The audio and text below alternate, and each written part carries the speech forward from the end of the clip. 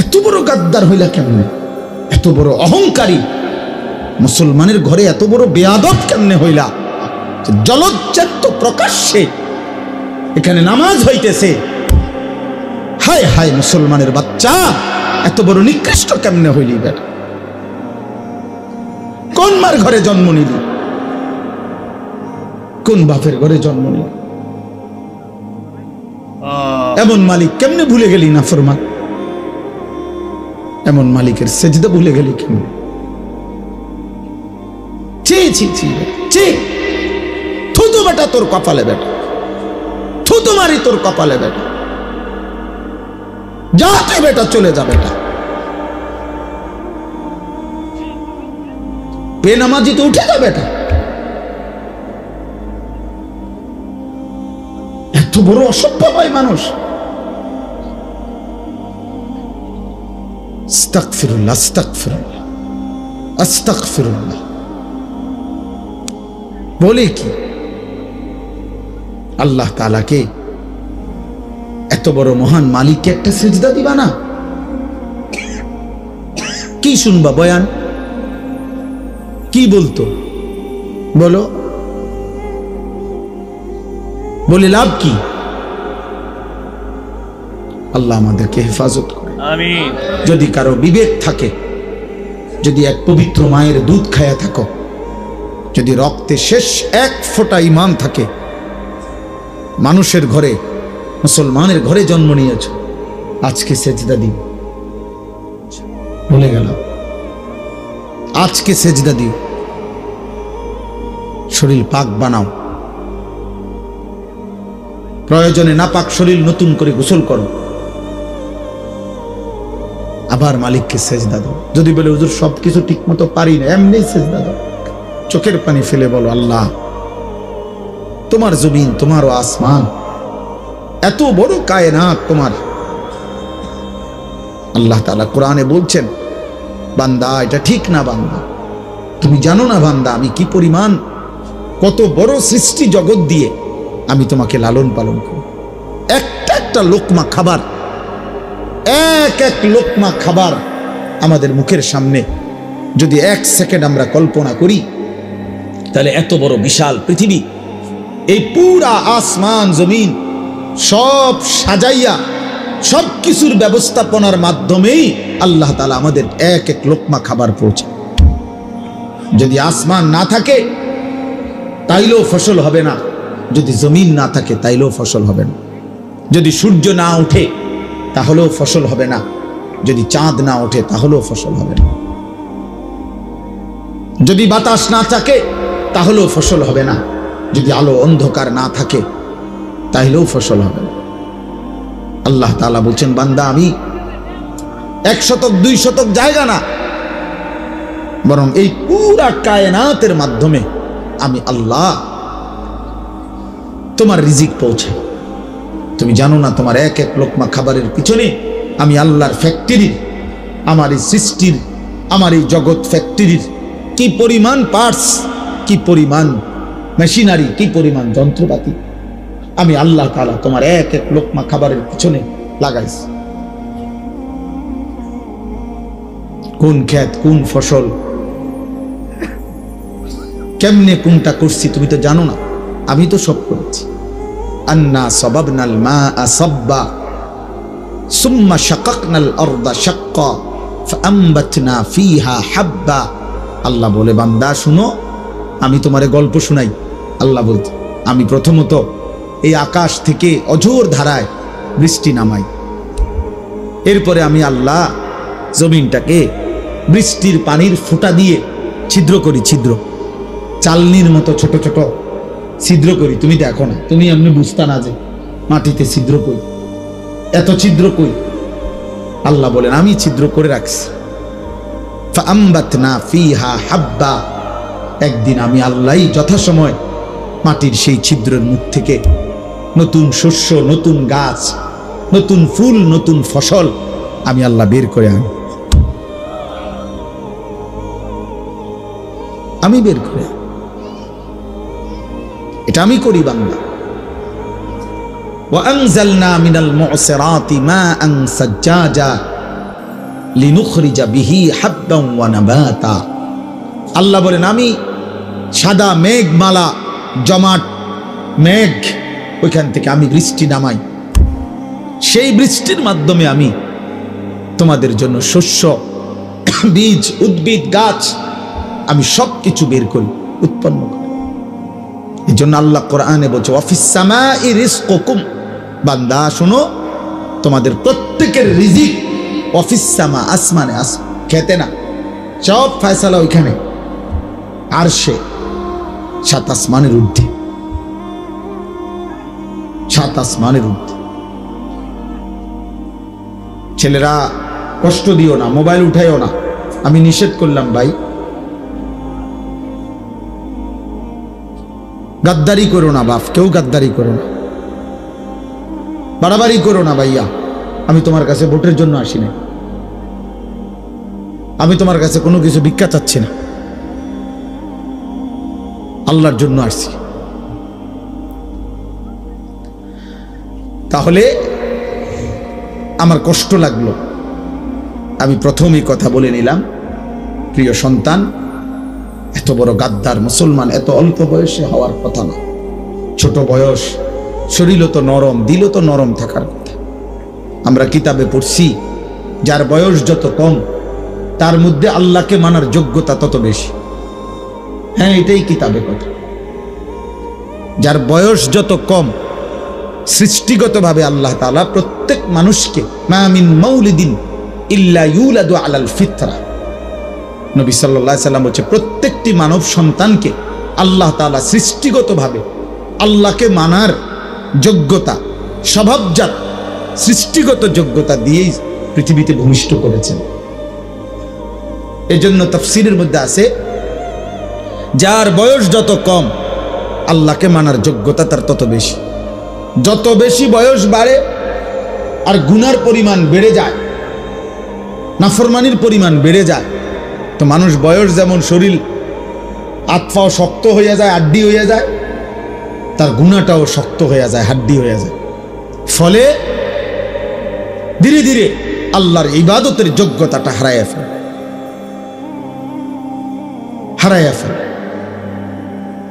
এই জন্য বয়স মাত্র 14, 16, 18 বছর। যুক্তির কথা হলো এত কম বয়সে তো আরেকটু দিল নরম থাকার কথা, আরেকটু নরম সরম হওয়ার কথা। মুসলিম ছেলে এত কম বয়সে তো এত বড় অহংকারী, এত বড় যে সাহসী, যে বেটা চা বেটা আল্লাহ কি আবার বেটা, কিসের আবার নামাজ বেটা, যা কিসের আবার আল্লাহ, কিসের বিপদ আপদ। আহ, এত বড় তোমাদের যারা বেনামাজি তোমাদের কিন্তু ভাবে এটা, তুমি নিজেকে অহংকারী মনে করো। তুমি মনে করছো যে কে আছে আমারে ঠেকাবে, আমি শরীর স্বাস্থ্য সুস্থ, আমারে দুর্বল করবে কে, আমার খাবার আমার রিজিক বন্ধ করবে কে। আমার আব্বা বিদেশ থাকে, আমার ফ্যামিলির 2-3 জন উপার্জন করে, এটা কিন্তু অহংকার।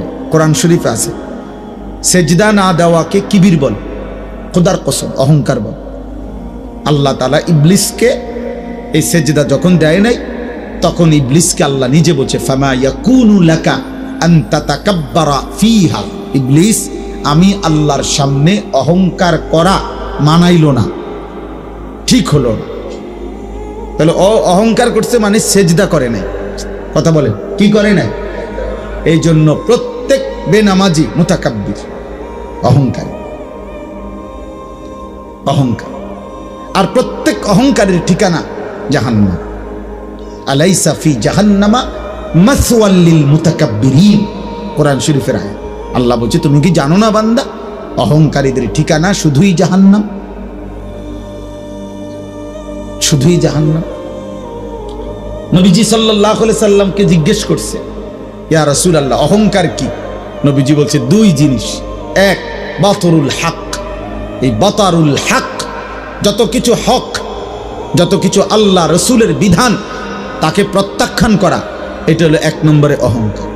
আর 2 নম্বর গামতুন নাস, মানুষকে অবহেলা করা, কোন মানুষকে অবহেলা করা। আমার রূপ, আমার যৌবন, আমার শরীর, আমার সম্পদ, আমার ক্ষমতা, আমার বাহাদুরি ইত্যাদি কারণে অপরকে তুচ্ছ-তাচ্ছিল্য করা, এই দুইটাকেই অহংকার। তাহলে 1 নম্বর হলো হক গ্রহণ করতে অস্বীকার করা। এই জন্য কুরআনুল কারীম আল্লাহ তাআলা বারবার বলছেন, বহু আয়াত আছে, ইন্নাল্লাহা লা ইউহিব্বু মুখতালান ফখুরা। আল্লাহ তাআলা অহংকারী, গর্বকারীকে কখনোই পছন্দ করে না। বলে তো ভাত খাওয়ায় কা, ভাত তো জানোয়ারেরও খাওয়ায়। ঘুম যাই দিয়ে হইতে তো ঘুম গেলে কি, দুনিয়া ভোগ করে তো দুনিয়া ভোগ করলে কি, দুনিয়া তো জন্তু জানোয়ারও ভোগ করে, পেশাব পায়খানা তো জানোয়ারও করে, বাচ্চা কাচ্চা তো জানোয়ারেরও হয়, গরু ছাগলের বাচ্চা হয় না, কথা বলে না, তো গরু ছাগলের রিজিক নাই, কিছু খায় না, এরা তো আমাদের চাইতে পিওর খায়। কোনো গরু ছাগল বাঘ ভাল্লুক কোনো জন্তু জানোয়ারের খাবারে কোনো ফরমালিন নেই, ফরমালিন নাই বলতে। জঙ্গলের যেই প্রাণী খায় তার খাবারে কোনো ফরমালিন আছে, ঝামেলা আছে, কোনো ভেজাল আছে, 100% পিওর খাবারটা তো খায় হেরা। বাঘের খাবারের মধ্যে ফরমালিন মিশাইব কে? তারই তো হইলে তাই লেব। সিংহের খাবারের মধ্যে ফরমালিন মিশাইবে কে যাইব এর কাছে ফরমালিন দিত? তার সাহস আছে নি কারো? তাহলে তার খাবার তো পিওর ভোগ করে দুনিয়া।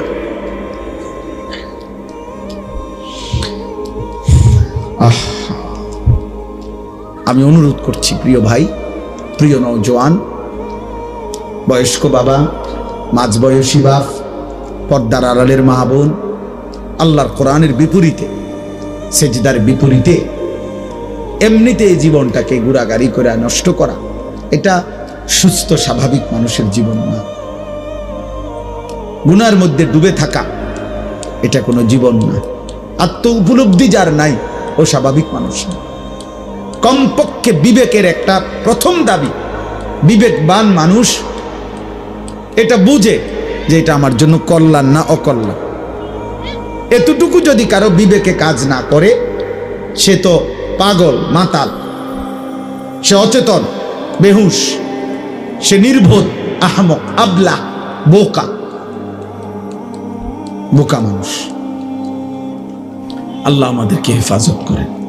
আমি যে আয়াত পড়ছি কোরআনুল কারীমের 21 নম্বর পারা 31 নম্বর সূরায়ে লোকমান, এই আর অল্প একটু সময়, এই আয়াতের একটা আয়াত পড়ছি মাত্র।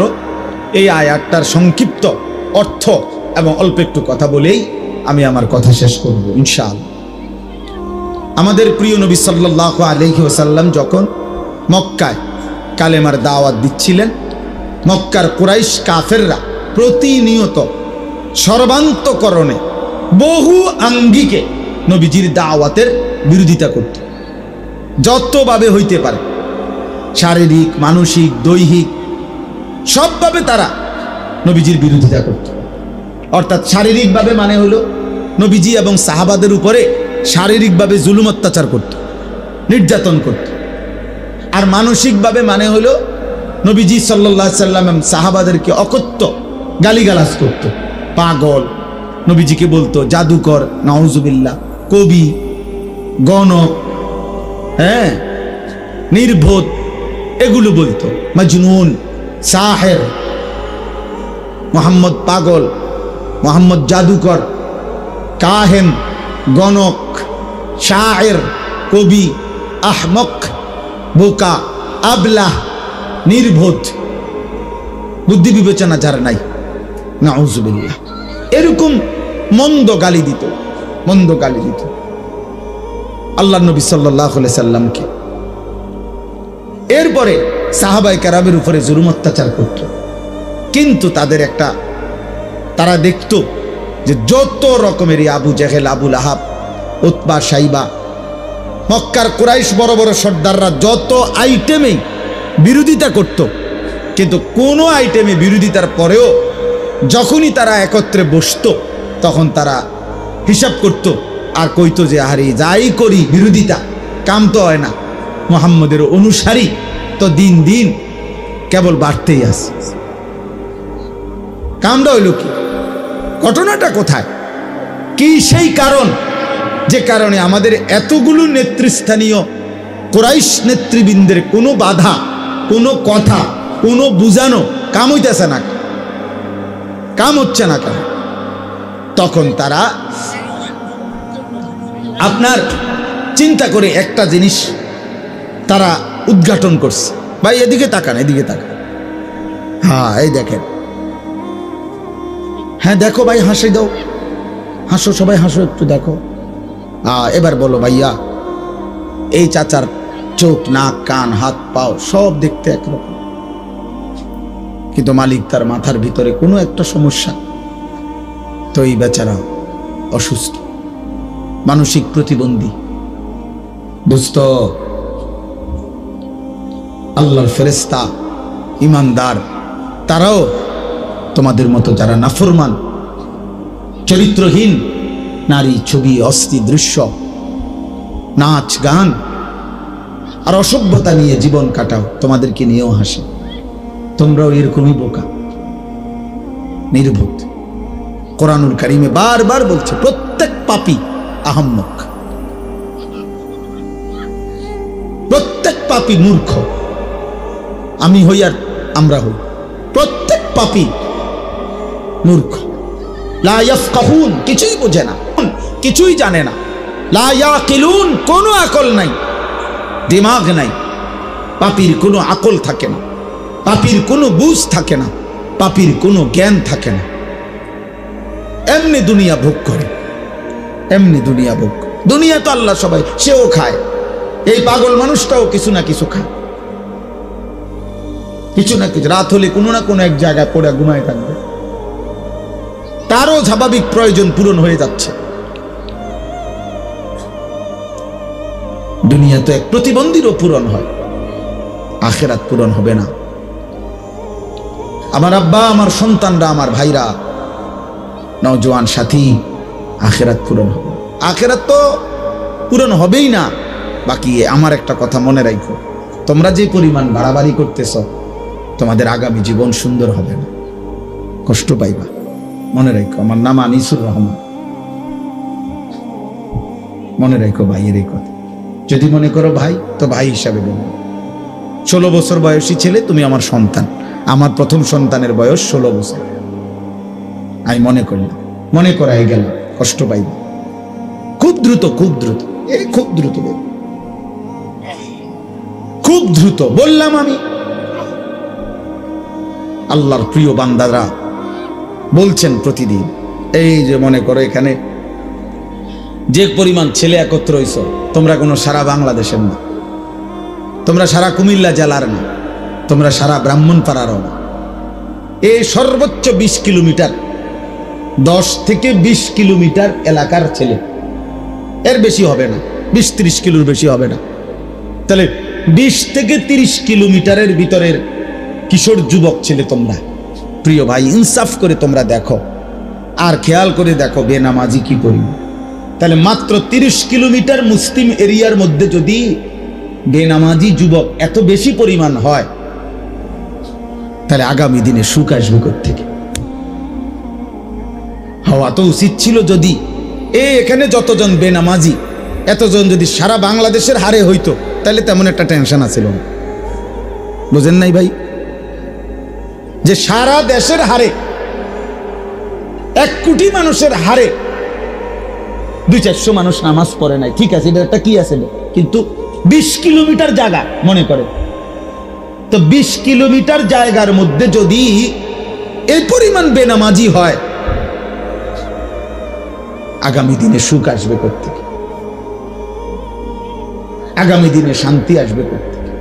প্রতিদিন বাংলাদেশে এখন, গতকালকেও প্রতিদিন প্রকাশ্য দিবালোকে জনমানুষের কোলাহল চলাচলের অবস্থায় ডাইরেক্ট গুলি করে মানুষ মেরে ফেলতেছে,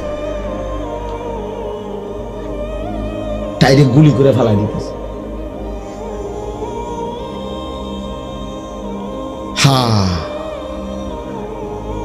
জান, মাল, ইজ্জত, আবরুর নিরাপত্তা থাকবে না, থাকবে না। গুনাহ অশান্ত বানায় দিবে, কসম, গুনাহ অশান্ত বানায়।